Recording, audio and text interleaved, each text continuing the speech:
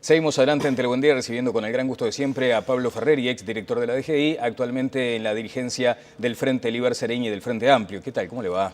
Muy buenos días, Daniel. Un verdadero placer estar aquí. Igualmente para nosotros. Bueno, hoy hay un título en La República destacado a propósito de una entrevista que le realizan donde usted señala que la economía creció pese a los agoreros del desastre. ¿A quién o a quiénes está destinada esa consideración, Pablo? Sí, nosotros vemos en estos días de campaña electoral donde todos los humores se exacerban, por decirlo de alguna manera, y escuchamos predicciones sobre la economía o hablando de la situación macroeconómica y fiscal del Uruguay, que parece que realmente estuviéramos en una dimensión paralela, ¿no? Vemos hablar todos los días de caos fiscal o que la economía va a un enlentecimiento absoluto. Y en realidad, Daniel, la realidad es porfiada, ¿no? Los datos que se publicaron en el día de ayer por parte del Banco Central hablan de una economía en crecimiento, robusta.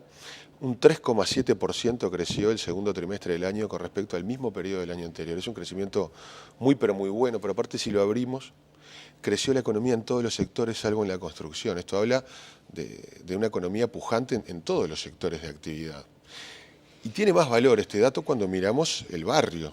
Brasil entró en recesión técnica, Argentina en un nivel de inestabilidad muy fuerte, por lo tanto Uruguay mantiene el rumbo estratégico, el proyecto estratégico de desarrollo nacional, de equidad y de crecimiento y de equidad, que ha logrado este círculo virtuoso, que ya es el ciclo económico, la bonanza económica más importante de nuestra historia contemporánea. Bien, se ha señalado por parte del oficialismo que la oposición pretendía no ingresar en el terreno, en el plano económico, porque allí las cuestiones funcionaban bien. Sin embargo, como usted ha señalado, se ha metido en campaña el asunto. ¿Le pareció atinado, oportuno lo que dijo el contador Astori respecto a que la oposición no tenía programa? ¿No fue, digamos, matizar lo que es un trabajo también de compatriotas? Bueno, es que hay que contextualizarlas en el tiempo. Hoy por hoy el Partido Nacional tiene programa, porque lo lanzó ayer. Hasta el día de ayer no tenía programa. Eso es un hecho fáctico. Pero yo no me quiero expedir sobre el programa del Partido Nacional por dos cosas. La primera, porque sería una falta de respeto hacerlo cuando salió en el día de ayer y quiero leerlo Desde como ya. merece una fuerza política de la importancia del Partido Nacional. Y en segundo lugar, porque estamos absolutamente convencidos de que va a haber un tercer gobierno progresista en Uruguay que va a reafirmar la línea de trabajo que se ha venido siguiendo. Y sobre ese apunte de Astori, ¿qué consideraciones tiene? Bueno, reitero, ahora me voy a poder informar sobre el programa del Partido Nacional, cosa que hasta ayer no podía hacer. ¿Pero antes no se había exhibido alguna línea interesante como para por lo menos propiciar un debate? Bueno, nosotros tuvimos dos instancias donde se discutió con asesores económicos de todos los partidos políticos y la verdad, Daniel, que vimos pocas propuestas, esto debo decirlo con franqueza, sobre todo cuando en estos días vemos asesores del riñón por ejemplo, del Partido Nacional, que a uno le hace pensar que están desconectados de la realidad, ¿no? Cuando uno ve al economista Dura decir que antes del año 2004 Uruguay estaba muy bien, cuando Uruguay tenía un 40% de pobreza, un 17% de desempleo, altos niveles de indigencia, la segunda deuda pública más elevada del mundo en relación al PBI del país, pero además con miles de uruguayos que emigraban, con miles de uruguayos que perdían sus fuentes de trabajo. Bueno, decir que estaba muy bien el Uruguay implica dos cosas. Yo creo que un gran desconocimiento o desconsideración para los uruguayos que la pasaron muy mal, pero sobre todo una desconexión de la realidad. Y la pregunta es, Daniel, ya que piensan que antes del 2004 estábamos muy bien, si lo que quieren hacer cuando lleguen al gobierno es volver a esa época. Yo creo que los uruguayos van a pensar estas cosas. El pueblo uruguayo es muy inteligente y sacará sus propias conclusiones. Bien, ayer en la presentación del programa también vale la pena destacar que necesitamos acercarnos a ese material que fue entregado por el equipo de Luis Lacalle Pou, pero en algún momento del discurso del candidato Blanco se remarcó lo que había sido aquella circunstancia difícil. Fue como una sensación de decir, bueno, de pronto sí fue equivocado el pronunciamiento de Dura. Bueno, yo creo que fue un pronunciamiento claramente equivocado. ¿Llegó a escuchar a la calle Pou ayer en la presentación de su programa? No. No, porque nosotros estamos con nuestros lunes de Uruguay por más, donde el Frente Amplio viene ya, ayer fue el tercer lunes, donde estamos lanzando nuestras propuestas programáticas. En el día de ayer tuvimos una puesta en consideración de la ciudadanía de la agenda de derechos que propone el Frente Amplio para un tercer gobierno, con desafíos enormes, Daniel, como la educación, vivienda, seguridad y el Plan Nacional Integrado de Cuidados. Por lo tanto, no lo pude hacer, pero seguramente lo haré porque, reitero, merece todo el respeto. Está bien. El poder considerarlo con tiempo esas cosas. Bueno, y además solo puede mirar a las 10:30 de la noche en Uruguay Decide, en el primer programa. Le vamos a preguntar a la calle Pou respecto a estas declaraciones de Dubra. Allí de pronto tiene una clave para entender. Va a ser una cita obligada a ver un programa de la calidad que tú sueles hacer además con un peñarolense de ley como Fernando. Bueno, con Fernando, exactamente. Vamos a estar a las 10:30 hoy. Usted habló de la bonanza y allí hay consideraciones respecto a cómo se utilizó ese tiempo de bonanza. Se menciona, por ejemplo, que le faltó calidad al gasto. De hecho, el otro día en el cierre de la rural se enfatizó, se reclamó por parte del sector agropecuario la importancia de manejar mejor los recursos de todos. Yo creo que esa es una agenda pendiente de cualquier gobierno. Mejorar la calidad del gasto es absolutamente fundamental. Yo creo que Uruguay ha cambiado, y esto también es un apunte interesante, su política económica de manera notable. Cuando dicen que hay continuidad de las grandes líneas, es una gran falacia. Si descomponemos la política económica, por ejemplo, en lo que es la política fiscal, tanto del lado de los ingresos como del lado del gasto ha cambiado enormemente. El gasto público, yendo a este punto específico, se ha reenfocado y se ha focalizado, lo cual ha permitido que miles y miles de uruguayos salieran de estar por debajo de la línea de la pobreza y casi hemos eliminado la indigencia. Ahora bien, Daniel, y en esto quiero ser absolutamente claro. Todo esto ocurrió porque desde el lado de los ingresos hubo una reforma tributaria, un diseño de política tributaria muy distinta, pero sobre todo porque los uruguayos pagaron los impuestos. Es decir, hay que reconocer el esfuerzo que los uruguayos han hecho. Y en esto yo no lo hablo desde la teoría, lo hablo desde la práctica, porque hasta hace un mes estuve en el mostrador y vi pasar por mi despacho muchos evasores de impuestos. Pero también vi pasar decenas de uruguayos que con mucho esfuerzo y mucho sacrificio pagaban sus impuestos. Entonces debemos retribuir ese esfuerzo con bienes y servicios de alta calidad. Y ahí yo creo que hay dos palabras que tienen que ser aliadas de cualquier fuerza política, de cualquier persona que aspira a formar parte de un gobierno, que son la humildad y la autocrítica. Y en ese sentido es justo reconocer que en algunos servicios debemos actuar con mayor esfuerzo, con mayor excelencia en la gestión, para que la provisión de bienes y servicios apunte a la excelencia, a la calidad. Tenemos que mejorar en servicios claves como lo es la educación, tenemos que mejorar en seguridad, tenemos que profundizar y mejorar el Sistema Nacional Integrado de Salud. Y una apuesta muy fuerte del Frente Amplio es el Sistema Integrado de Cuidados, donde tenemos que actuar con gran capacidad de gestión para que podamos apuntalar ese gran pilar de la sociedad que amplía las políticas sociales, atendiendo a discapacitados, a adultos mayores, pero sobre todo, y ahí estará el gran esfuerzo presupuestal del Sistema Nacional de Cuidados, a la primera infancia, Daniel. En la primera infancia es donde se juega el partido de las oportunidades y por lo tanto ahí debe invertir Uruguay, sobre todo cuando es en la franja etaria donde tenemos mayores niveles de pobreza aún. Por lo tanto, en estas cuestiones, en la calidad de los servicios que brindamos a la ciudadanía, tenemos que poner el foco en un tercer gobierno y actuar con mucho mayor eficiencia para retribuir el esfuerzo de los ciudadanos. Bien, ¿es razonable entonces el reclamo que se hace de un gasto público de mejor calidad? Porque también aquí mismo habíamos dicho en alguna oportunidad que la recaudación de la impositiva había crecido a niveles históricos, pero que de pronto el ciudadano común y corriente sentía que le faltaba aquella contraprestación de calidad y se indicaba que eran niveles de presión tributaria a niveles en condiciones europeas y servicios tercermundistas, para caer en esa figura bien facilonga. Es así, efectivamente, porque hay que contratar seguridad privada de pronto, porque hay que optar por la educación privada en muchos casos. Entonces, ¿es allá a donde usted apunta? ¿Hubo como un descontrol en el gasto en algún caso? No, yo no hablaría de descontrol.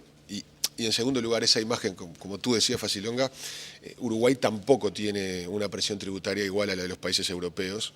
Eso hay que dejarlo claro, Uruguay no llega a una presión del 30% Acá del lo PIB, habíamos dicho también. y los países europeos tienen una presión varios puntos superior, pero sí creo que en algunos servicios, reitero, tenemos que mejorar. Pero una cosa es importante, para hablar de futuro hay que tener credenciales que da lo hecho en el pasado. ¿Qué quiero decir con esto? Para hablar de educación y mejora en la educación hay que haber demostrado, cuando se tuvo la oportunidad de gobernar, que la educación era una prioridad. Y el Frente Amplio lo demostró no en discursos, no en volantes, no con campañas de marketing, lo demostró con el esfuerzo presupuestal enorme que se ha hecho para atender esta situación. Y humildemente creo, y esta es una opinión personal, que los resultados en la educación han sido, por ejemplo, buenos en primaria. Hoy en la educación terciaria, 2 de cada 3 alumnos que se reciben son hijos de padres que nunca fueron a la universidad. Pero tenemos problemas, y tenemos problemas, por ejemplo, en secundaria, y ahí tenemos que actuar con mucho mayor calidad, con mucho mayor eficiencia. ¿Y por dónde se encuentra esa calidad y esa eficiencia? Porque también hay una sensación de que los corporativismos atentaron contra esa dotación importante de recursos que hubo para la educación secundaria. Yo creo que en el fondo, Daniel, es una cuestión sencilla de decir por lo menos, pero conceptualmente tenemos que ir hacia un nuevo paradigma donde el centro de las preocupaciones, el centro de la provisión de los bienes y servicios tiene que ser el ciudadano. Entendiendo que quien está en el centro es el ciudadano, vamos a entender que precisamos a todos los actores, trabajadores, gobierno, sector privado, ¿Pero usted admite etcétera. entonces que hubo como un peso específico mayor al deseado de parte de los sindicatos? En algunos casos yo creo que el foco de todos no ha sido entender que está en el ciudadano. Y en el caso de la educación, por ejemplo, el ciudadano se traduce en el alumno. Tenemos que entender para qué queremos educar, qué queremos ofrecer. Obviamente la educación tiene que estar alineada con un proyecto de país determinado. Tenemos que ofrecer inclusión social, movilidad social, oportunidades en la vida. Eso se logra con excelencia docente, requiere mejor capacitación, también mejores salarios y, por supuesto, mejores niveles de evaluación. Entendiendo, reitero, que el foco está en el alumno. A mí me gusta titular todo el capítulo de bienes y servicios públicos diciendo que hay que premiar el esfuerzo. Premiar el esfuerzo de los ciudadanos que pagan sus impuestos, que quieren estudiar para progresar, que quieren trabajar para salir adelante. También a los pequeños y medianos empresarios que abren todos los días la cortina de su negocio y también de los grandes empresarios honestos que generan fuentes de trabajo de calidad para los uruguayos. Entonces, debemos premiar el esfuerzo. Bueno, hay otro aspecto que se ha colado en la campaña y tiene que ver con el gasto de las empresas públicas. Desde su punto de vista, ¿se manejó bien ese gasto, esa inversión publicitaria, por ejemplo? El hecho de tener ahora una circunstancia complicada con ANCAP, ¿no son las demostraciones de que de pronto sí debió existir un mejor gerenciamiento de los recursos públicos? Bueno, ahí también tenemos que diferenciar, cuando hablamos del déficit, en algún caso de alguna empresa pública, qué parte de eso es inversión, cuánto destinaron a inversión, cómo hace eso que queden expuestas por ejemplo, el tipo de cambio. Son varias las aristas que tenemos que considerar. Vayamos al caso de ANCAP. Usted entiende que ahí hay un descalce por el tipo de cambio. En una parte importante del déficit está claramente explicado por eso, pero además, Daniel, pongo 2 ejemplos en materia energética, el caso de ANCAP y el caso de UTE. El nivel de desinversión que tenían las empresas públicas uruguayas llevaba a cuestionar su misma viabilidad. Yo, por ejemplo, no podía creer, y lo digo con todo respeto, cuando el doctor Bordaberry el otro día en la Rural del Prado decía que quería volver a manejar las empresas públicas como se hacía antes del año 2004. Basta ver lo que era UTE, lo que era ANCAP, la desinversión que tenían estas empresas públicas. Bueno, se ha hecho un esfuerzo enorme en invertir para poner a tiro a estas empresas, justamente para que la provisión de bienes y servicios sea del nivel que los uruguayos se merecen.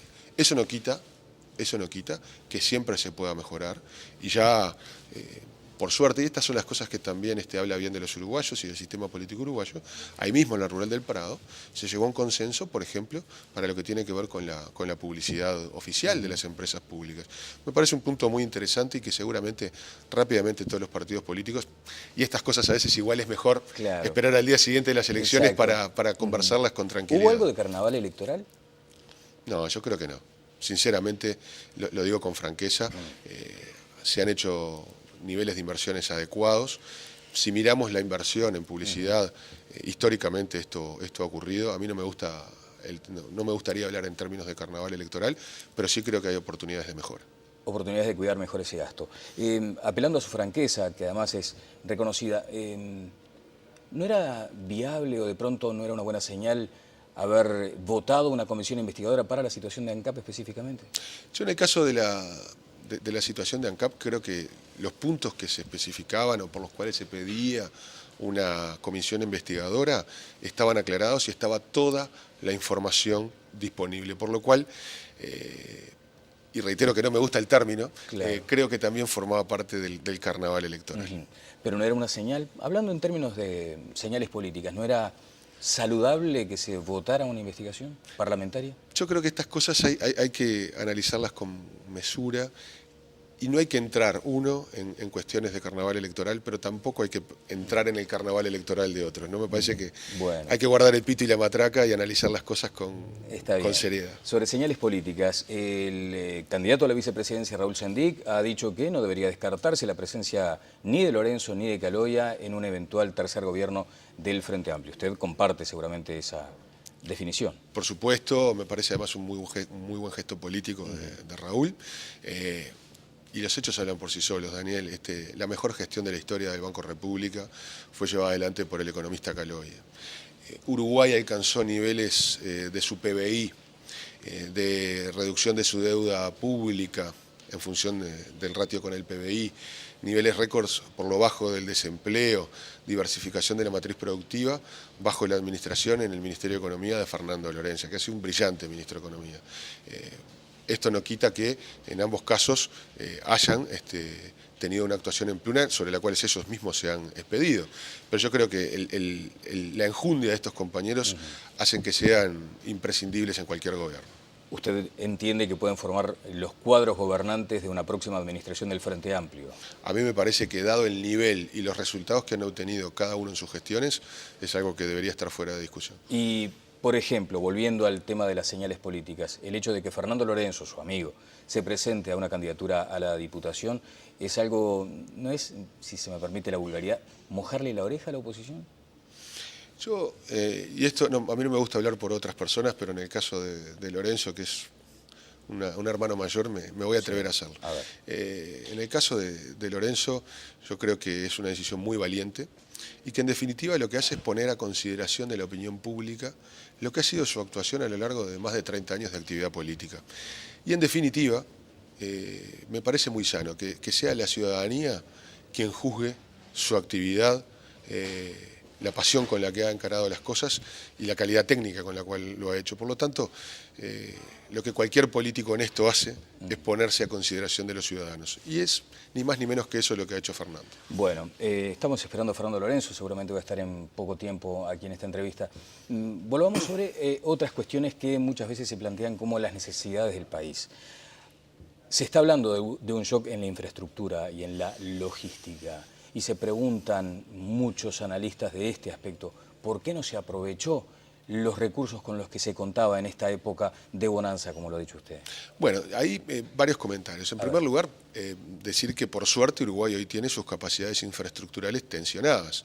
Hace 10 años atrás, la infraestructura que teníamos, Daniel, alcanzaba y sobraba. Hoy por hoy, habiendo pasado de 4 a casi 15.000 millones de dólares de exportaciones, con un PBI que pasó de 15.000 a 55.000 millones de dólares, claramente, una economía con la pujanza que está teniendo la economía uruguaya, tiene sus capacidades infraestructurales tensionadas. Y hemos avanzado a diferentes velocidades. Yo mencionaría 4 capítulos fundamentalmente: energía, telecomunicaciones, red vial y ferroviaria y el Sistema Nacional de Puertos. En cuanto a energía y telecomunicaciones, Uruguay ha hecho cuantiosas inversiones. En telecomunicaciones, por ejemplo, tenemos el acceso a Internet con mayor velocidad del continente, lo cual ha permitido que Uruguay desarrollara un gobierno electrónico que también es el mejor de América Latina y uno de los mejores del mundo. En cuanto a energía, Uruguay por primera vez tiene una política multidimensional en tema energético de mediano y largo plazo, tendiendo a la soberanía energética y a la reducción de costos. Tenemos o vamos a tener en los próximos años un porcentaje de energía de fuentes renovables muy pero muy fuerte. Por lo tanto, en esos aspectos la inversión en infraestructura fue muy buena. Tenemos, sí, que avanzar mucho más fuerte en lo que de es. carreteras, por ejemplo. En carreteras no construyendo nuevas, porque la red vial es correcta, pero sí multiplicando la inversión para el mantenimiento de la red vial, sobre todo de los corredores de producción. Tenemos que finalmente poner Lo a de la funcionar. red vial es correcta, es opinable seguramente por quienes están mirando, muchos de los cuales están transitando en este momento por caminos que están complicados. No, pero digo, es correcta en cuanto a que no hay que hacer nuevas carreteras. Sí, el trazado, digamos, está. El trazado está, lo que hay que mantenerlo con mucho mayor cantidad de recursos. Tenemos que poner finalmente a funcionar el tren, sobre todo para lo que es la carga de mercaderías, el transporte de mercaderías, y tenemos que avanzar en el Sistema Nacional de Puertos, no solo con el dragado, o con la mejora de los puertos, perdón, sino también con el dragado del canal Martín García, el que sube hasta Fray Bentos y Paysandú, llevar el calado del puerto Montevideo a 13 y a 14 metros, y avanzar en lo que tiene que ver con la concreción de un puerto de aguas profundas. Y aquí, algo que ha trascendido a los partidos políticos, y yo creo que debemos de romper esa inercia, cambiar de paradigma. Todos los gobiernos han tenido un sesgo de predilección por el financiamiento público de la infraestructura. Las necesidades que vamos a tener en infraestructura en las próximas décadas superan largamente las posibilidades fiscales, por lo cual vamos a tener que tener una participación del sector privado mucho mayor. Y creo que los mecanismos, la buena noticia es que existen, más allá de que haya que hacer pequeños ajustes, como la participación pública, la ley de participación público-privada. Claro, pero de hecho el otro día se mencionaba en el Prado, creo que lo decía el doctor Mieres, que una herramienta que podía ser idónea, sin embargo no ha funcionado. De hecho, hay una cárcel construida nada más. Sí, yo creo que eso es, diciéndolo de vuelta, con humildad y autocrítica, tenemos que utilizar mucho más esa herramienta. Mejorarla también. Mejorarla, incluso también, Daniel, ver, lo que hemos hecho en este periodo es, se aprobó la ley, hubo algunas experiencias como la de la cárcel y también hay una ruta que está por salir en estas condiciones, ver qué puntos se pueden mejorar, sobre todo para que sea más ágil. Bien, después hoy seguramente usted va a revisar en su cuenta de Twitter algunos comentarios de la gente. Dice, este es el señor que le perdonó 150 millones de dólares a Paco Casal. ¿Sigue permeando a su gestión ese tema, Pablo? La DGI no le perdonó a Casal, la posición de la DGI fue clara. Hubo sí una decisión del Poder Ejecutivo en el más alto nivel, tomada dentro de la Constitución y de la ley, y dentro de lo que indica la normativa vigente. Por lo cual no me corresponde opinar sobre una decisión del presidente de la República. Después, por ejemplo, acá hay otras consideraciones. Dice que es política baja esta de sembrar aquella idea del cuco en la oposición. ¿Usted está sembrando el cuco en la oposición? ¿Entiende que si, por ejemplo, gana el Partido Nacional, habrá que un gran desajuste a nivel nacional?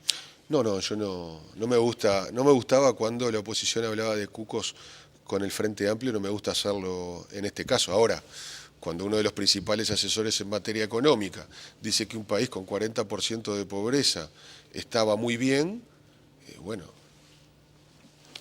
no es necesario hacer más comentarios. Muchas gracias, Pablo, por estos minutos. ¿Va a llegar la próxima administración con este déficit fiscal importante? Sí, yo creo que este déficit fiscal es absolutamente manejable, tiene explicación. Por ejemplo, el mantener el nivel de reservas que Uruguay tiene, que es casi similar al que tiene Argentina, por ejemplo, siendo un país mucho menor, le ha permitido previsibilidad y estabilidad de la economía uruguaya. Bueno, ese seguro, por decirlo de alguna manera, que tiene Uruguay, tiene un costo que se ubica por lo menos en un 0,7-0,8% del PIB de déficit. Es decir, hay que ver de qué se trata ese déficit. Pero hay que bajarlo, ese es el compromiso. Yo creo que sí, tenemos que ir a una situación en la cual, teniendo un déficit manejable, las condiciones de Uruguay hoy indican que el déficit es manejable, vemos los números del comportamiento de la economía que salen en estos días, pero tenemos que ir a una adecuación del gasto en el mediano y largo plazo para que ese déficit tienda a bajar. O sea, no se da esa situación de manejar el déficit, bajarlo y aumentar el gasto, como es necesario de acuerdo a algunas políticas que están anunciadas por parte del Frente Amplio. ¿No hay una incompatibilidad allí? Nosotros, y ahí retomo el concepto de que hay que tener credenciales de lo hecho en el pasado para hablar del futuro con propiedad. El Frente Amplio se ha caracterizado por la estabilidad macroeconómica y fiscal, que ha sido una base de sustento fundamental para todo lo demás que se ha hecho. Y en el futuro vamos a actuar con la misma responsabilidad. Descartamos completamente la necesidad de hacer un ajuste fiscal. Esto no implica que los gastos que se vayan haciendo vayan en consonancia con la capacidad fiscal que tenga el país y tendiendo además, Daniel, sin hacer un ajuste fiscal, reitero, a ir adecuando el gasto para que Uruguay va a continuar creciendo, que el crecimiento esté acompasado con niveles de gasto superiores, pero que vayan permitiendo reducir el gasto fiscal, el déficit fiscal. Me queda la del estribo, pero seguramente lo voy a recibir más adelante. ¿Cómo se hace para negociar un presupuesto si no se alcanzan las mayorías? Bueno, ahí hay que apostar al diálogo, hay que apostar a proyectos comunes y hay que apostar a políticas de Estado, fundamentalmente. Uruguay tiene áreas importantes como lo que hablamos de infraestructuras, educación.